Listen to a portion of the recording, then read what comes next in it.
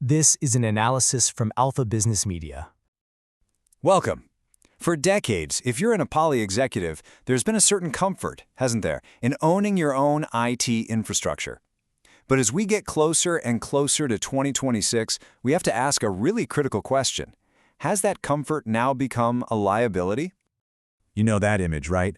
A server rack humming away with those little green lights blinking. It just screams control, ownership, security.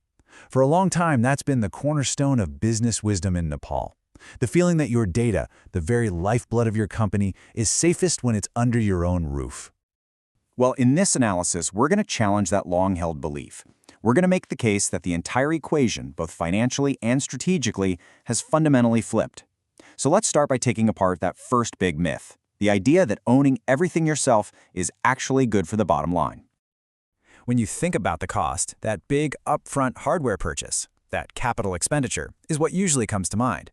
But honestly, that's just the tip of a massive and very expensive iceberg. The real costs, the ones that can really sink you, are all hiding right below the surface.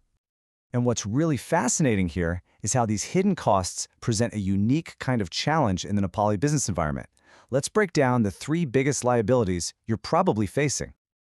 Okay, first up, the power grid can be fragile, which means you're shelling out for expensive backup generators, fuel, and non-stop cooling. Second, steep import duties and VAT just balloon the cost of every single hardware refresh. And finally, finding skilled IT professionals is tough, which drives salaries way up. As you can see from this chart, over just 5 years, these ongoing operational costs can actually eclipse what you paid for the hardware in the first place. It's staggering. So that really paints the true financial picture, doesn't it? When you add it all up, the total cost of ownership for an on-premise system ends up being far, far higher than a simple, predictable SaaS subscription.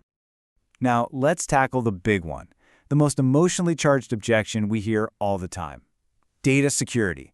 There's this real fear about data leaving Nepal's borders, this whole idea of data sovereignty. But the thing is, that fear can often distract us from the dangers that are much closer to home and way more likely to actually happen. So the key here is to reframe the question. Let's do a real-world risk assessment, side by side. On one hand, with SaaS, you have a theoretical risk of a foreign data request, which is highly regulated by legal agreements.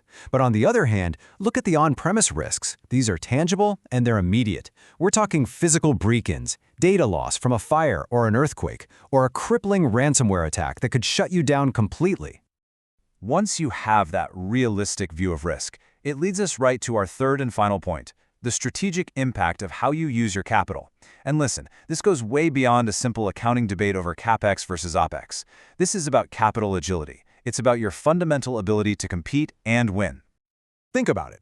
On-premise IT forces you to sink a huge amount of capital up front. That money is now frozen. It's locked into hardware that starts losing value the second you turn it on. That's capital you simply can't use to actually grow your business. In stark contrast, a SaaS model completely changes the game. That huge cost becomes a predictable operating expense. And you're not just renting something, you're buying a guaranteed outcome. This unlocks your capital and gives you genuine strategic agility. And what can you do with all that unlocked capital? Well, that's where the magic happens. It's the money you need to fund market expansion, pour into R&D, launch new marketing campaigns, or hire the absolute best talent. You know, all the things that actually drive growth in a competitive market.